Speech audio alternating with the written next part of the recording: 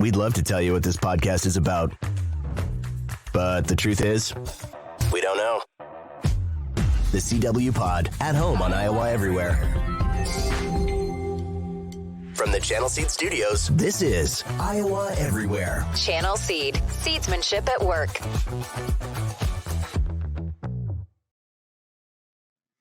What's going on, guys? Welcome to this week's CW Pod here on Iowa Everywhere. I want to give a shout out real quick to our friends at Hinterland, Iowa, August 4th through 5th. They're our sponsor of the month here on Iowa Everywhere.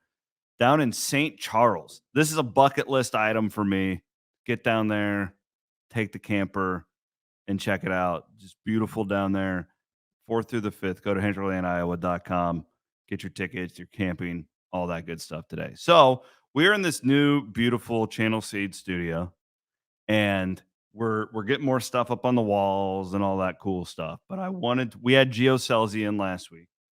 Chad Leistikow from the Des Moines Register is not a World of Outlaws driver, but he probably could have been at some point in your life. What's up, brother? My friend, how you doing? Man, I miss you. Yeah, I miss you too. We run in different worlds anymore, but I know. Like we used to talk all the time when you were the sports editor at the Register, and I was writing those dirt track columns. Yeah. No, I cover the Hawkeyes. You're all Cyclones. Yeah. I never have time to go to the auto races anymore. I know. So we used to do that. Knoxville's always on the Hawkeyes Kids Day scrimmage every freaking Saturday, second Saturday in August. So. Yeah, this part of what I wanted to do this pod for is I think people are starting to understand it, that I'm bringing my friends on who just people I think are interesting, and Hawkeye fans will love this because I want to talk to you about what it's like covering Iowa and that type of deal. But I want to kind of peel deeper on these things than just your columns, right? Because we can read that at the Des Moines Register anytime. Still a subscriber, I get it. I get the old school paper. Appreciate that. I hear that more than you would think. Really? Yeah. And well, Gannett does a pretty good job. Like, if you're like, oh, I want to do digital only, they usually give you an incentive to keep the delivery. And I'm old school. Like, I use it. Like, I bring it here to the office all the time. Like, I don't know what that says about me, but I love the physical paper. And I know you guys are pretty much a digital company that prints the paper too. But man, I feel like we at some point we're going to go back to that, right? Like, I think people like books. I think maybe. We like to hold a book as opposed to the Kindle. Like, I feel like that. Sure, yeah. Bookstores haven't gone anywhere.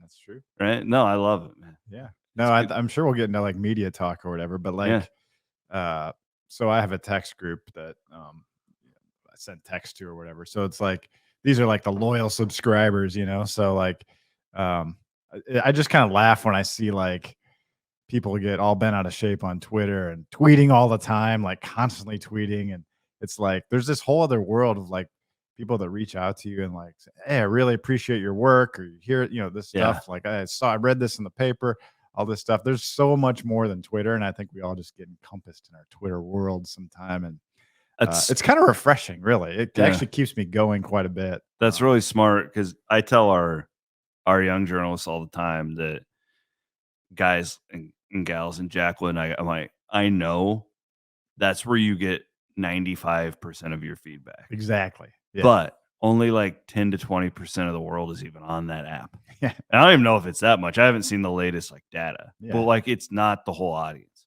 Most of them are probably in high school. Yeah. So it's you've got to be able to distinguish that. Not everybody thinks you suck, even though they're tweeting that at you. Yeah. And I want to talk to you about covering Iowa football. Yeah, I know we'll get into that. Yeah, I think Iowa football is the most fascinating beat in the country. Iowa athletics is crazy. There's never a dull moment. And I know both of our beats are involved in the sports gambling thing. I mean, that comes out of nowhere. Oh yeah. Gary Barta retires. I mean, Gary Barta, we could do a podcast on that stuff. You got the Brian Ferentz contract. Freaking crazy. And then you've got these superstars, Caitlin Clark, Spencer Lee, Luka Garza, Keegan Murray. And you've got all these really, I'll just go here, and then I want to get into our friendship and background and talk about that. But the Iowa thing's so fascinating because they never change coaches.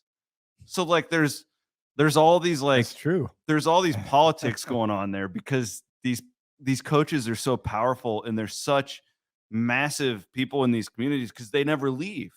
Like I have my buddy Mike Palm at Circus Sports. Like he's from Iowa. Okay, so he's big out in Vegas, big odds maker. You see him on like VSiN, and he does a show for us here on Iowa Everywhere.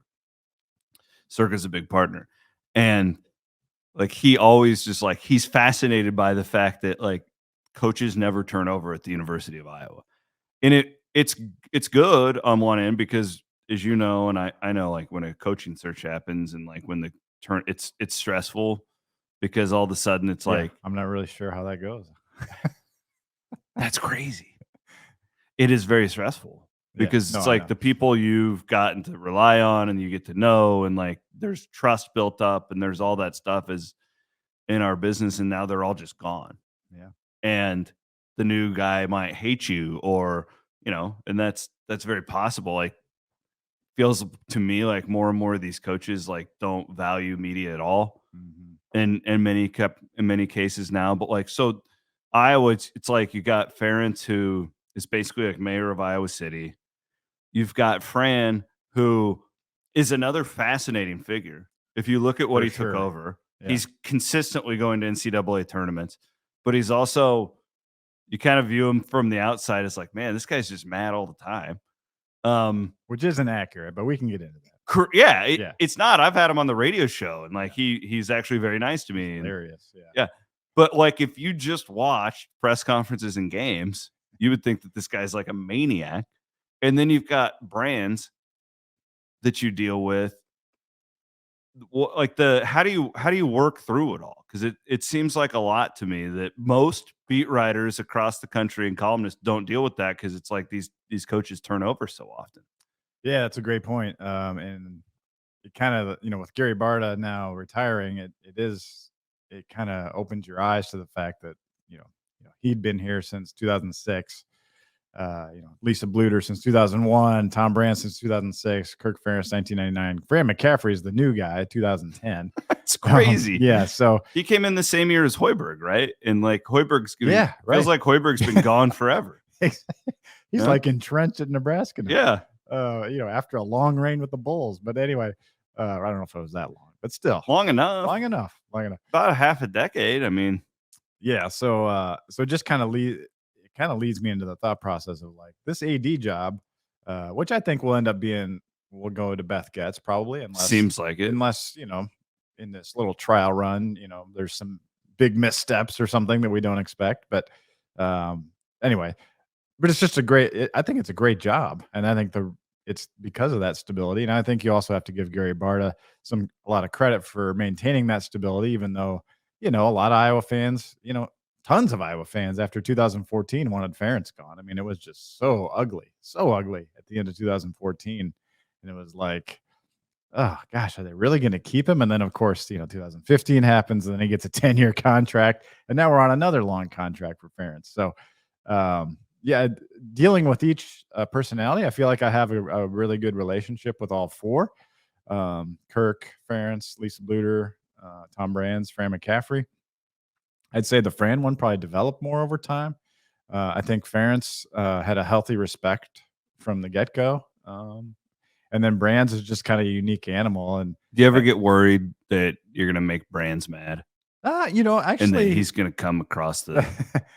Yeah, I don't worry, but he's not like that. He would never. What do you mean that. He's not like that? No, I mean he's the most intense human being I've ever seen in my life. That's true.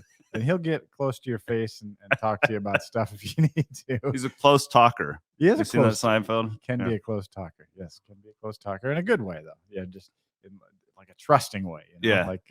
These wrestling guys are all different. Yeah, I mean, wrestling I've learned guys this with Dresser, man. Like, I mean, you just never quite know. Yeah, they are very wary of what they say, even though it may not seem like they have a filter. Tom Brands is super careful about what he says, what the messaging is. He's very much a thinker in that sense. So in that way, I feel like that relationship is really important because he's able to trust me with that information. Mm-hmm. Whatever he's telling me, I did a big story on him. I think it was in 2016. It was 16 or 17 where I spent a day with him or whatever. And that was a big I just was interested, like, what's it like to be Tom Brands for a day, you know, whatever. Yeah. And so, you know, and that type of story did, I feel like, build our trust and relationship, and that's kind of everyone's a little bit different. And I didn't get to know Lisa Bluter till later in her career, honestly. I was so occupied with men's basketball and football for so long, and wrestling, that and we had, you know, and we still do have a great women's basketball writer, so you don't delve into that turf as much. But And then this especially, Caitlin Clark thing happened. yeah, especially in recent Man. years, I feel like you know, that's developed. So it's good. It's good, and I know you've got a great relationship with Matt Campbell, Yeah. and it's not a. And the nice thing is about all of them, I would say, is they know that you need to be critical at times, especially Ference. I mean, that is a It's really the key. yeah, and It's you the know, ones that don't understand that yeah, that's where the problems always happen. yeah. And I feel like I've said this before, but like with Ference, as long as you don't make something personal, like a personal attack, Yeah. as long as it's professional and well balanced, or I mean, not even well balanced, but just as long as it's a professional thing. Hey, you know, Brian Ferentz had a lousy day play calling. That's you know, It's an didn't say opinion on the anything- game. Yeah, it's opinion on the game. It's not a personal attack about, you know,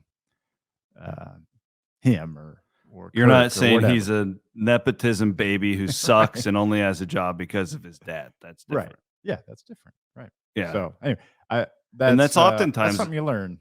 And that's hard too in our world, I feel like, because of the Twitter thing that we talked about, where, you know, I'll get, I don't know about you, but I'll have like somebody tweet at me who, this is the hardest part for me, honestly, and this is where I get really sensitive. Mhm. Somebody I consider like a friend who I talked about to my kids, and they'll tweet something at me like really angry after a game.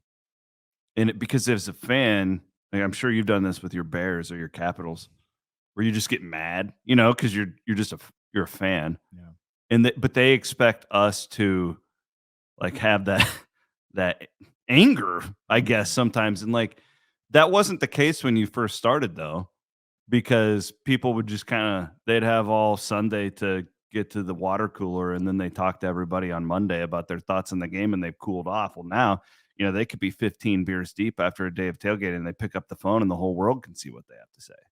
It's just different. Yeah, and now especially with sports gambling in our state, what are we about 5 years in, 4 years in, and you don't see that as much, but I feel like that's part of like the outrage after games, like because they actually have a personal financial stake potentially.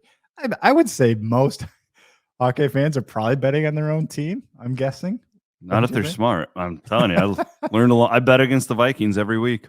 Do you really? Yeah, because I win either way. Yeah. Okay. See, yeah, like I don't know.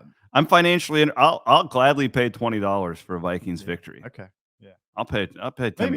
But I feel like I don't know. I kind of feel like maybe that's where another, I think, elevated some rage after games. You know. Yeah, it's just the hardest thing too. It's like that I try and talk to fans about, and which, by the way, guys like you and me, and we love fans. Like, we appreciate fans. We wouldn't be employed if it weren't for fans. Yeah. We're not talking down to fans. Not at all. Our job, though, like when you're in a press conference. Oh, yeah. When you get that's the hard questions. And that's such a, like, first of all, a press conference is the most unnatural way to do any of this. Like, where you've got this one guy or gal up on this pulpit looking down, and then the people, I mean, if anybody's gone to like photography school, right? When you shoot up, it's supposed to show power, right? And then like you've got the little minions that are us little journalists. Hey, idiot, why did you call that on 3rd and 2? Like, we can't do that professionally, because then well, what are they gonna say? Well, that, and like, what good does it do? Yeah. Like, it's just not how you treat people. I would hope that your boss doesn't treat you like that if you're, let's say you're an engineer or whatever. It's just not how you're supposed to talk to people. And it's a game at the end of the day, like it is. But it is challenging now, because again, Chad, when you started, you didn't have people tweeting at you, calling you a softy because you didn't yell at the coach after the game. Right? Yeah. I mean, I remember back covering the Hawkeyes for the Cedar Rapids Gazette in the late '90s, and like we would go to like the Iowa Indiana road game, and I would write a sidebar for print, and it's just like that's it. That's it. One sidebar, and then you're done. Yeah. Now you get and, to like, drive there's back no to Iowa City. tweeting, there's no video, and that's not a complaint of what it is now. It's just like a totally different thing, and that was just 25 years ago. So also the Kirk Ference era, by the way. It's crazy. No, yeah, Like, this is year 25 for the I Cyclone remember fans listening. Ferentz's first game. Yeah. And I remember I was a huge Hawkeye fan back then. I was a little kid. I Thrilled by Nebraska their first game, by the way. I was there. Yeah. I was there. Crazy. Yeah. And then his first win was also the date that they honored Hayden Fry against Northern Illinois. It was 17-10, I want to say. It's 24-3. So 24 I was close. Yeah. Or 24-0 might have been. It was one of those. Yeah. Okay. Yeah, LeVar Woods scored a touchdown. Oh, I didn't know that. Yeah, I didn't and realize he's the special teams coordinator. So, okay, so this draws me back to, I want to thank our friends real quick from Channel Seed. We're in the Channel Seed studios. Channel.com. They do marketing really well. This is not your grandpa's seed company. Check them out at channel.com. Huge partner of everything we're doing here at Iowa Everywhere. You grew up in Iowa City, right? Yeah. So does that help you on this beat? Like the fact that you've got you've got your finger on the pulse of that community and university pretty well. Does that help you when it comes to relating to these people because you've been there for so long? Yeah. I don't know what they're thinking, but I just know that having grown up around Iowa football, I remember my first game I went to was in 1983 against Northwestern. It was a blowout game. Chuck Long was the quarterback. But so I just it was around me. My parents have been season ticket holders since the 70s. So I'm familiar with Iowa football. I can, we in our house we had like they used to make these glasses, like cocktail glasses, but they're not my parents weren't drinkers or anything like that, but like glasses that had the scores on them from the previous season. So it'd like say 1982 Rose Bowl. You know what? I do because when my Uncle Dick died, who took me to games my whole childhood. So I went to every game with.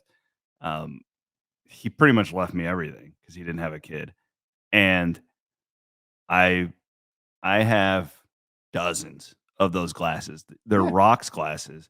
Yeah, and like to like a diehard Iowa fan out there, because I've had a hard time. It's like I don't really need them. Yeah, but they're freaking awesome. Like I don't really want to sell them but I bet they could go for a lot of money. It's like Rose Bowl 1982 with the score and like the score of every game. It's amazing. And so like I feel like I have a really good mind for numbers anyway. I ended up being a stats major, but like I just remember I can remember the scores of like almost every game in the 80s, and I can't remember the score from the 2019 game against whoever's, If you tell me an Iowa State football game in the last 20 years, I'll tell you what I did that night. Sure. That's how my mind works. Yeah. It's like, oh yeah, well, I went to Patty's. Yeah. Or I can tell you like from college. I'm like, well, that's the night that he got really drunk and we had to call the ambulance.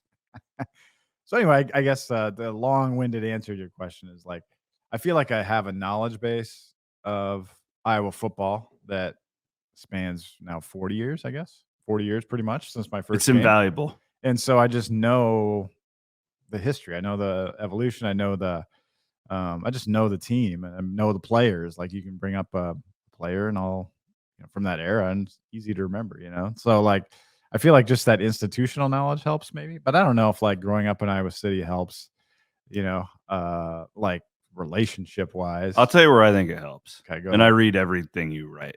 I don't think I've missed one of your columns. And when did you start being a columnist? What year was that? Let's see. So Rick Brown's last season was 15 season. His last game was the Big Ten championship game.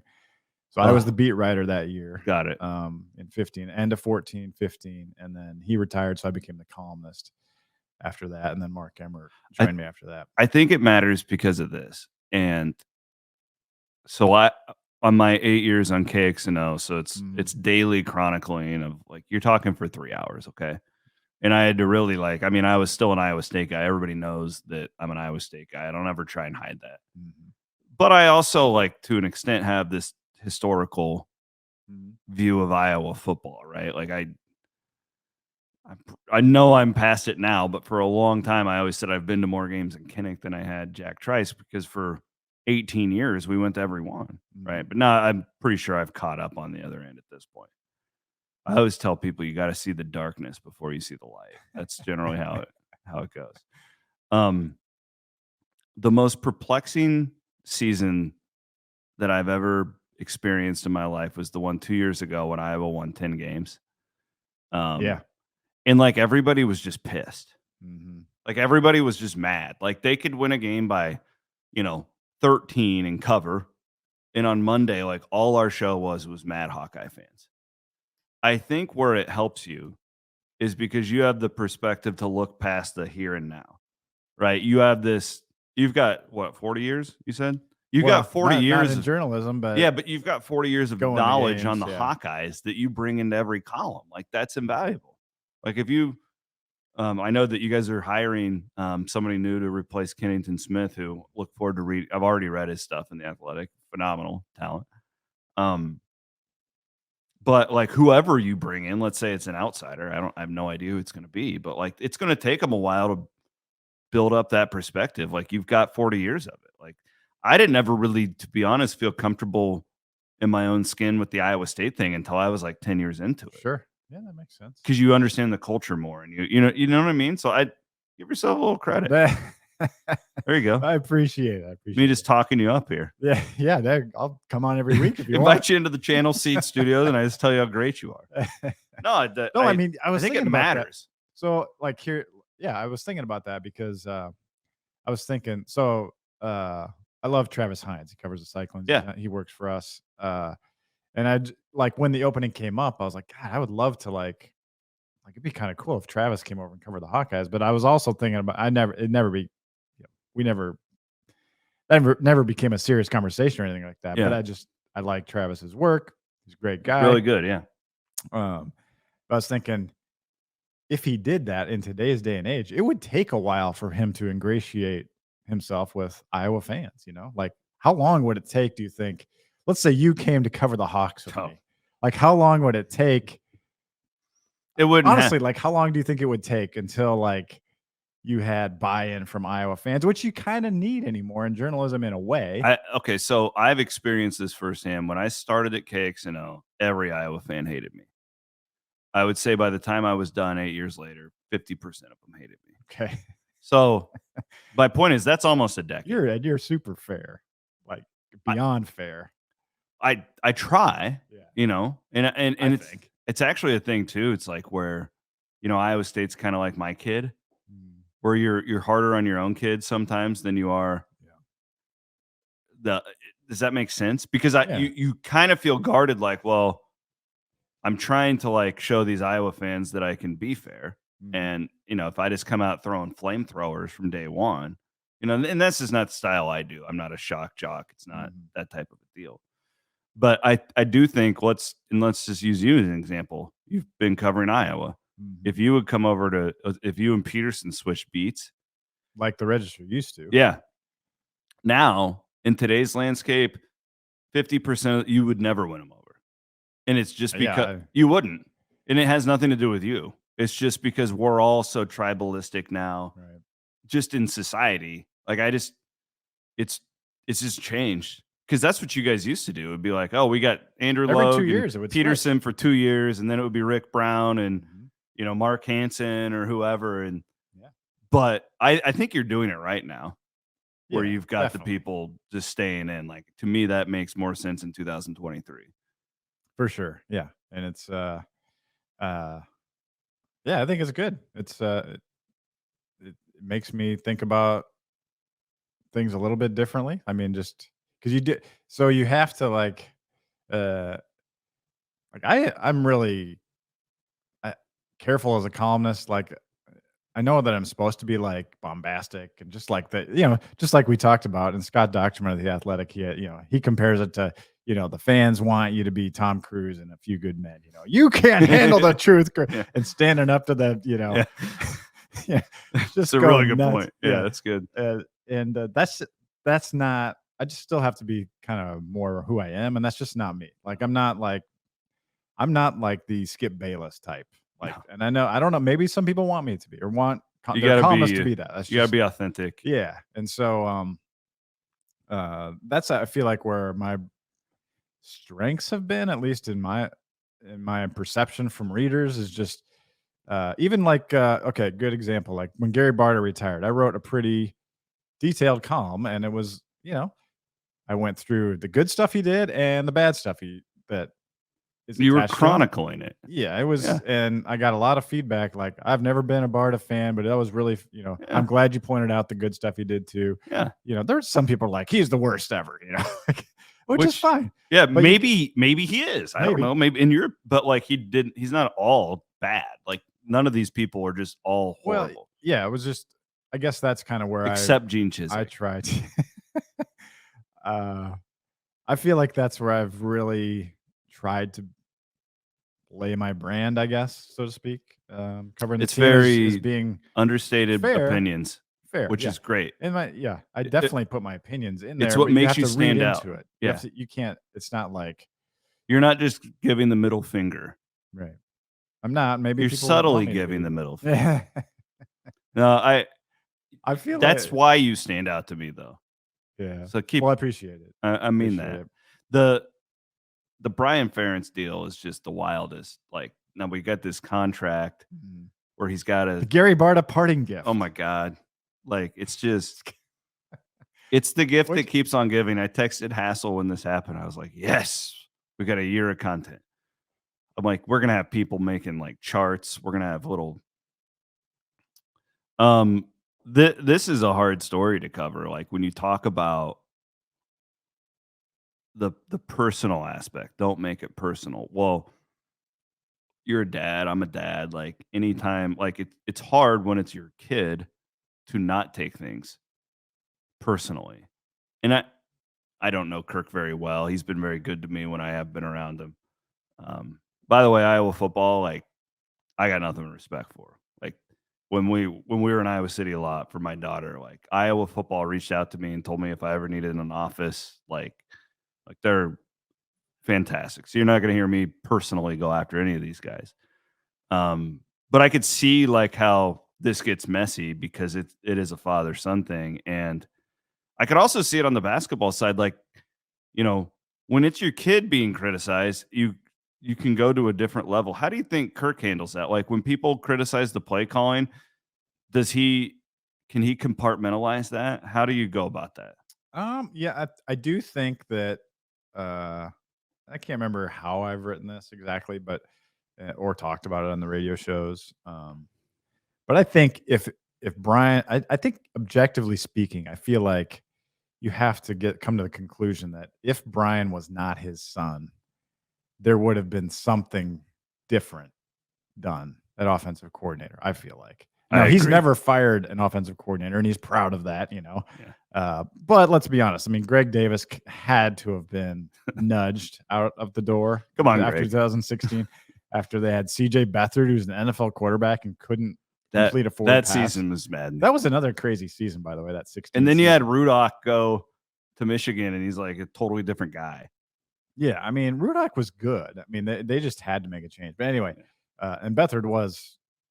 By the way, I don't know if we'll get into this, but Cade McNamara has a presence that I haven't seen from an Iowa quarterback since C.J. Beathard in 15. So I feel pretty optimistic about the quarterback position. Well, yeah, I'm more bravado, swagger, that type of thing. I'm leading into that but I guess anyway, where I kind of wanted to go with all this, and then we can do the Brian thing is like, so, I mean, I've said for years, who's the kid?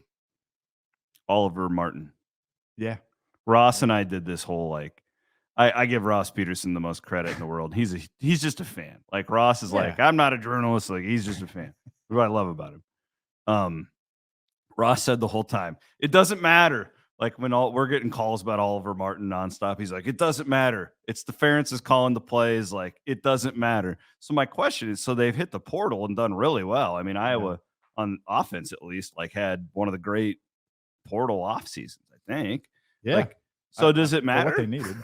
Like, does it matter? Yeah. Like, because in my like just football opinion, like there were so many missed throws last year that were, I don't think they would have averaged 30 points, but I think with competence at quarterback, I think that you average at least 7 more. Mm-hmm. So I feel like there's got to be an uptick, but like, will they change, or is the talent that good where it's going to be able to push it past what they'd like to do? Yeah, I'm not sold on the, talent being that good that it's just going to be so much better. But I do think that I think the opinion of Kirk and Brian Ferentz, and this is reading between the lines and reading the lines, is that they did not have good enough quarterback play last year or good enough offensive line play. And basically, in not so many words, like no offensive coordinator can succeed if you don't have good quarterback and good offensive line, which is true. I mean, it is true. It's actually kind of a miracle that they did win 8 games with the offense that they had. Now, they did have the number one defense in the country. Bill Parker's pretty good at this job. Yeah. And that's why it's so frustrating to Iowa fans. That Iowa State had the same season. It's just they couldn't, they had so many like 2-point losses. Yeah. But same thing, though, defense and just incompetence on the other side. Yeah. So where were we going? So with a talent. Yeah. What does this look like? Now you've got all these like pretty toys, to play with on offense. Will they use them? Yeah. I think they'll give McNamara as much influence as possible. I think they want to throw the ball more. He said that in that December podcast before he stopped saying it, but like they want to throw the ball a lot more. And air raid. Yeah. Kirk Ferentz. Yeah. No Ferentz. He's calling up Dana Holgerson. I mean, Brian Ferentz basically said, we're going to do the same stuff. I mean, and that infuriated everybody in whatever. But here's my defense to them is if I would guess, if you had Cade McNamara last year, he's not throwing 60% of them in the dirt and sailing it. Like, and I'm not trying to just shit on Spencer Petras here, but like you go back and watch those games, and there were a lot of plays. It's like, well, instead of a punt, maybe you get a couple more first downs, or I don't know. I think it was that bad. Well, it was just a combination of they did have poor line play last year, and why is this the strength thing? Like, why have they been so bad up front? That is a good question. The main thing I would say is just some recruiting misses. They've just had bad, they basically bring in 3 or 4 offensive linemen every year, and there were a couple years in there where it was just a bunch of whiffs. And it's hard to come back from a developmental program. It is, yeah. And so they had a lot of young guys playing last year. And the perfect example of that was the starting center wore the same jersey as Tyler Linderbaum, transition from defensive line, just like Tyler Linderbaum, absolute strong Iowa kid in Logan Jones. But he just wasn't Tyler Linderbaum last year. And they had trouble with the snaps, for the whole year, basically. Yeah. And he just missed stuff. Like Tyler Linderbaum is like, I don't want to say they thought this, but I think they thought we did it with Linderbaum. I think we can get pretty close with Jones. Let's roll with Jones all year. And he's an amazing kid. Love listening to him talk. One of the best interviews on the team. I think he's going to be way better this year now that he's got a year in. But Linderbaum did it like that. Yeah. He's a freak, man. And he's so good. That was in 19? Yeah, 2019. And that was a good Iowa team. I mean, that was a really good Iowa team, actually. Nate Stanley's last year. They went 10-3, but probably could have been even better. But anyway, so I think line play was just a lot of recruiting misses, but I also think that I don't know, they lost Tim Polasek. They brought in George Barnett. A lot of people want, answers from, their offensive line hasn't been good with Barnett. So, Kirk stands by him completely. But I do think like if you've got you got Kirk Ferentz, Brian Ferentz, you got this institution. That's what's so weird. It's that's like, why it is crazy. It's always been there. Yeah. Like you could always fall back you on could, yeah, but I feel like it's still misleading. Like they've hardly been a good running team since Sean Green in 2008. There's been a few seasons, but not many. Shocking. So I don't think it's like offensive line you think it should be. I think it's basically been a average to above average line most years. And last year was just bad. So you combine a bad line. I mean, they played basically sophomore and freshman, the whole front five basically all year. And with a quarterback that cannot move, like probably the least mobile quarterback in the Big Ten and maybe in Iowa staggeringly history. I mean, yeah. Great kid, great arm, but just you combine those two things and your offense is kind of dead. I mean, they actually ran the ball decent with Caleb Johnson at times, but they still, end up with the worst total offense in the Power 5 since 2014. How much do you think that this Brian Ferentz quota is going to be a story week to week next year? I get from your standpoint, like, will you be following it? Like, is it a deal like we'll pick up halfway through the year? Or? I mean, we'll definitely be, if it's like off to a bad start, but they beat Utah State 10-0. Yeah. If it's 7-3 again with two safeties, then it's like, well, they even get to 225, not 325. Chad, I was so drunk by the end of that game because I had covered an Iowa State game. Was that a 2:30 Iowa game? It was, right? But it didn't get over until because the Lightning, remember? The Utah State game last year? No. Or which game was that? No, you're thinking of Nevada. Nevada. Blue. That was 27-0. And that was like an outburst. I was thinking of Blue Mountain West. Yeah. Oh, my God. That game was. What time it get over? Like 2:00 in the morning, something like that. That was fantastic. Yeah, I was around that. I think we did our podcast between 3 and 4 a.m. with Kennington. Anyway, where were we? So the Brian Ferentz quota. Yeah, the quota. For those that don't know, basically, What do you mean for those who don't know? We've covered it. Hassel's done like 20 hours on this by now. Contractually speaking, Brian Ferentz took a pay cut of like $50,000. So like he's only making $850 this year. Slumming down there at the below $1 million. But he gets his contract restored and up to like whatever $925 or whatever it is. If Iowa wins 7 games and Iowa averages 25 points, and it can be defensive scores as well. So any points count. Which is really kind of stupid. Like if you're thinking like just for offensive output. Kind of, but it's kind of a benchmark that. Well, they play that complimentary. They play a lot of field position. Yeah, I get it. And I get it. I'm just saying, like, it doesn't necessarily mean the offense will be. And that's Kirk. Like Brian would love to be more aggressive, I think, and Kirk just wants to punt. And they use this Purdue game as a great example of it. Kirk just wants to punt. what a line! Line of the show. Yeah. Mark that one down. Yeah, I get it though. Campbell's the same way. He's the exact same way. Like, I mean, I don't cover them, but I've noticed that. No, they're very similar as far as how they approach the game. Now, I don't think Campbell. He's actually. What was the game? I think it was Campbell, where he punted on like 4th and 1. It was an Iowa State game, in a really close game. He punted on like a 4th and 1, and that was a huge decision. I think it was the 2021 game, wasn't it? Yes. Up in Ames. Like it was a game. Does that a lot. He did it, you know what? Which is smart against Iowa's offense, but I quit questioning him after it was the game that it was the COVID year where they won 9 or whatever year that 2020. And they needed to beat Texas to go to the Big 12 championship game. And Iowa State was down, I want to say like 1, I think is what it was. And they're down there in their own territory, and he punted on like 4th and 2 with like 4 minutes to go. Maybe it was the 19. And everybody lost their damn mind. And Haycock's defense gets a 3-and-out, pinned them back. They got a fresh 4, go down there and win the game. And it was like, these guys aren't idiots. Yeah. They know what they're trying to do. Yeah, he knows if you mess up, you're giving them the ball at your own at 40. And anyway.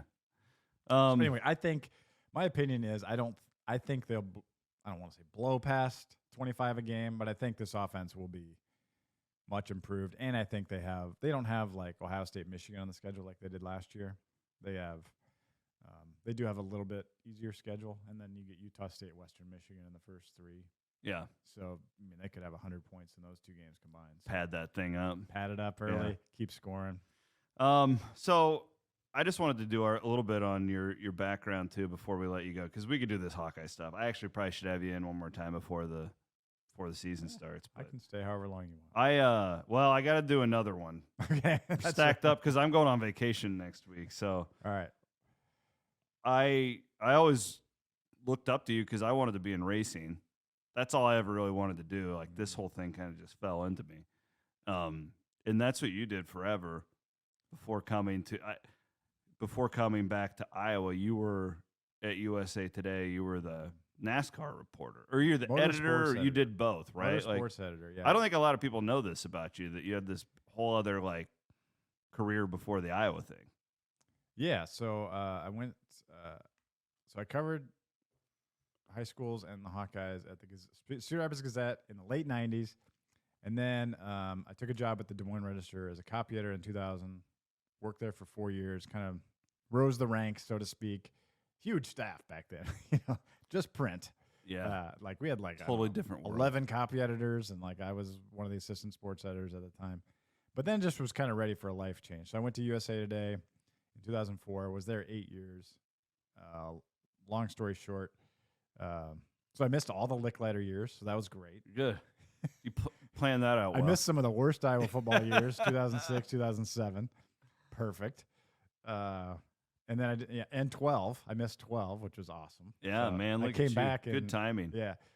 So I was there 8 years, and the end of my tenure there, I was motorsports editor for 2 years, basically. So, being an assignment editor at USA Today, I got, so my life was motorsports for like all the time, So. Oh my God! When I found out that you were coming to Des Moines, I was like, oh my God, I can learn from this guy. Yeah. I'm going to go and cover NASCAR. Yeah. And what I found out here is the metrics just are not there to, No, it's a popular sport nationwide, but in Iowa, it's very niche. Yeah. I mean, it's very popular. I would say it's one of the sure. more popular states for it, but it's still it's a very niche thing. Do you think that Iowa Speedway will ever get a bigger date, like the way that NASCAR is doing its schedule and stuff like that now? I mean, they would have to make a lot of improvements to the track, obviously. Kind of a bummer because it's a I thought great when NASCAR track. bought it, like they were just gonna I did too. turn it into like a date every year. I mean, I didn't automatically think this, but I thought they could. Like, why not? Like I always say they need it's to a do great track, like great a racing truck or an Xfinity doubleheader with Knoxville and Iowa Speedway. Yeah. IndyCar does that. Like they'll do 2 races in a row. That they're doing that at Iowa. Do it there and then go down there and like let's work together a little bit on this thing. Yeah. I don't know what I'm talking about, but that's how we got to know each other. That is, yeah. I remember sitting at that night at Raccoon River Brewing. Yeah. And we just talked racing for about 3 hours. Yeah. You were living like a hotel at that point, weren't you? Or something like that? Yeah, I was out by, I know where it is. I don't know what it's called, but yeah. No, out in like Urbandale, basically. Okay. Yeah. Yeah, no, I appreciate you, man. Like you're a good friend, and I don't think the listeners probably don't know this, but we've gone on like NASCAR trips together, and we got to get you back to Knoxville. You got to call Kirk Ference and say to stop scheduling the stupid kids' day. Just cancel the damn thing. The kids have multiple opportunities to see the team now, and we need to go to the Knoxville Nationals again. I'm getting really tired of your work getting in the way of our fun. Well, I don't know. Campbell's pretty tight, right? Like closed off. Yes, like you very can't go much. to practice really. None of those. No. So that's why it's the kids' day is the one single practice we can go to. Why do they do it on the day of the Knoxville Nationals? Because they are routine driven, and they haven't said it yet this year, but I guarantee it's going to be that day. Because we used to do this, and it was the best day of the year. We had it like. I can make it for like the B main probably or something like that, but then I miss all the. You miss all the fun. The fun is before the races. I'll never forget sitting out there the night that Tony Stewart had that accident with that guy. We were there. Well, and it was fun to watch you get into like work mode. Yeah. Because weren't you? I wasn't covering, but I was like, I knew we had a reporter up there. That I was sports editor at the time, so I was kind of messaging. You had Andy Hamilton. I think it was Hamilton. Yeah, Hamilton. So he's asking like, who won it? Well, Schatz did. Yeah, he always wins. Yeah, and he worked for Tony Stewart. So like, and then I remember Andy telling me like he asked like questions. Luke Meredith actually told me this because like the story, unfortunately, when that happens, is not Donnie Schatz wins the Knoxville Nationals. The story is Tony Stewart just killed a guy and his driver just won this. We got to get a quote from him. Yeah. Everybody in the country is waiting for this. And Luke told me he because he's Associated Press. He has no dog in the fight. He just asked the question and he got booed. Yeah, because they have fans and beer in there. It's like, can you imagine that? Have fans and beer in the post game presser with. They should not allow that. That's a bad. They will not. No. That's a really bad mix, especially the dirt track crowd. Like it's just a totally other. Yeah, not world. Criticizing at all. I love it. Yeah, it's great. It's my world. Yeah. It's my world. Yeah. No, that was a great race. That was a good memory. We sat on the backstretch. Brian Brown had almost won it, and I was like, I reckon might have had Brian Brown in the pool, our little pool or whatever. I reckon we got some Casey's Pizza that night as well. I reckon we did. Yeah. No, good memories. My favorite one was when we went down to Kansas. Yeah. The Collin brothers got us the hookup with the Furniture Row team that year. Yeah. Remember that? I had bet on Truex and we were on his rig and he won. Yeah. It was a great day. Yeah. Great memory. Good times. Yeah. Well, we'll do it again. I appreciate you. You guys can read Chad's work. Always get yourself a Des Moines Register subscription. You got a text group too, right? This is interesting. Yeah. So you just send out like notes to these people? Yeah, I haven't been while I'm on vacation, so I apologize, but I'll get back into it Monday, folks. But, okay. It's subscribers only. You get register subscribers, or digital or print, whatever. You can sign up for it. It comes with a subscription. So, oh, cool. I mean, you don't have to do anything. You just How come I don't get on this text group? Well, do you want a bunch of Hawkeye texts all the time? Probably not, Mr. Cyclone. No, I don't think I want that. I get enough. You can, though. I get enough of it from frickin' Hassel. Here's what I'm hearing. Yeah. Appreciate sources. You. Thank you very much. Appreciate our listeners here. Share, like, subscribe, all that good stuff. Thanks for watching on YouTube, Twitter, Facebook. Where else are we at? We're on TikTok. You do a great job, man. I appreciate You're the you. man. I appreciate you. He's Chad Leistikow. I'm Chris Williams. Have a great weekend, guys. Take care.